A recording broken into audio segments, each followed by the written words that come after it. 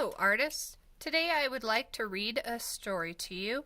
It is called Radiant Child, the story of young artist Jean-Michel Basquiat.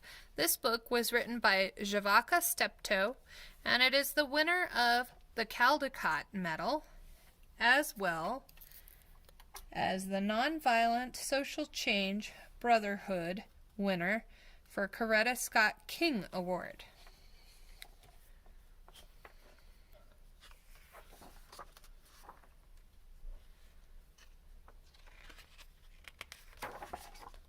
Radiant Child, the story of young artist Jean-Michel Basquiat. Somewhere in Brooklyn, between hearts that thump, double Dutch, and hopscotch, and salty mouths that slurp sweet ice, a little boy dreams of being a famous artist. In his house, you can tell a serious artist dwells. As he sits at a table with pencils scattered everywhere, Jean-Michel draws from morning until night with a serious face amid a storm of papers. He refuses to sleep until he has created a masterpiece. At night, images enchant Jean-Michel's mind, and he wakes from his dreams to add one more line. His drawings are not neat or clean, nor does he color inside the lines. They are sloppy, ugly, and sometimes weird, but somehow still beautiful. His art comes from his mother, Matilda, a Puerto Rican woman who designs and sews, cooks and cleans, and makes the house look like a stylish magazine.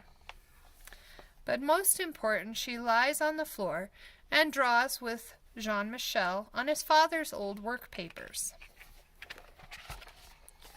From her, he learns that art is not only in the poetry books she reads to him or in the theaters and museums they visit. Art is in the street games of little children, in our style and the words that we speak. It is how the messy patchwork of the city creates new meaning for ordinary things. While visiting the museum, they look at his favorite works of art, reading the story behind each artist, reading the story behind each work. This is how Jean-Michel learns what it means to be a famous artist. Back at home, he creates art on the floor as his father Gerard plays jazz records, Mama Matilda cooks arroyos con pollo, and calls Jean-Michel mi amor. The energy and life of the city can be felt in each line of his drawings. As time goes by, Jean-Michel learns that art has a healing power. After a car accident, he is scared and confused. Matilda gives him a book to calm his fears. It is filled with pictures of bones, skulls, and other body parts. Jean-Michel draws from it until he knows it all by heart. He is no longer afraid. Back at home, Jean-Michel's body heals, but his heart breaks. His mother's mind is not well, and the family breaks. She no longer lies on the floor and draws with Jean-Michel, but sits by the window singing only to birds. Jean-Michel is confused and filled with a terrible blues when Matilda can no longer live at home. He tries drawing the terrible out of his blues, but things are not the same. As Jean-Michel grows older, he visits his mother when he can, always bringing his artwork to show, telling her that one day it will be in a museum, when I am a famous artist. A teenager now, Jean-Michel decides, Papa, I will be a very, very famous one day. With a sly look, a twinkle in his eye, Jean-Michel leaves Brooklyn for New York City, the Lower East Side, a concrete jungle where only the tough survive. During the day, dressed in a green jumpsuit, splattered with paint, Jean-Michel stays with his friends. sleeping on couches and floors, leaving a barrage of collages and poem-filled papers everywhere he goes. At night, Jean-Michel spray paints the walls downtown with poems and drawings that catch the eye of artists, gallery goers, and passerbys.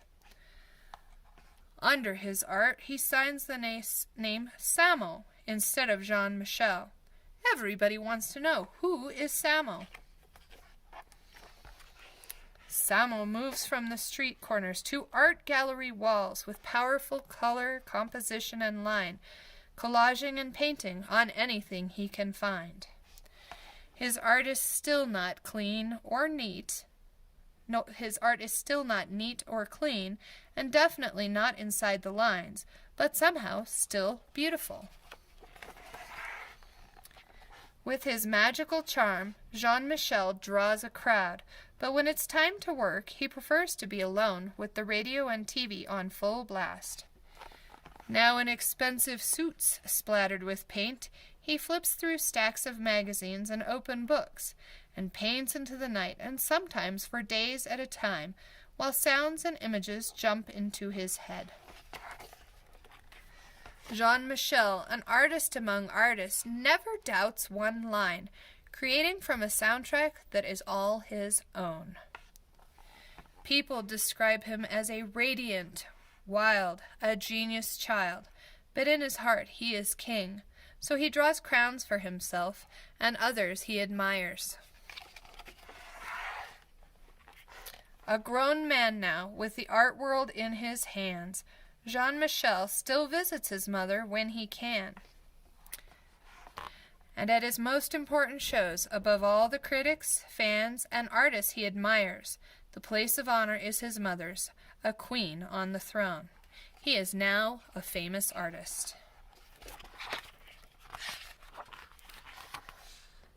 The end.